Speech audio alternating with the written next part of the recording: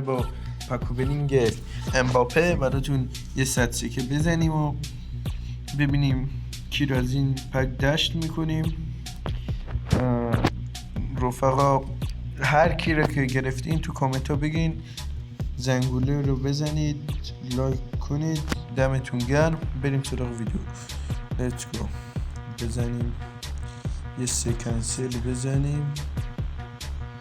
نه بریم هفت کنسل به عشق هر شماره 7 هر کی رو بده.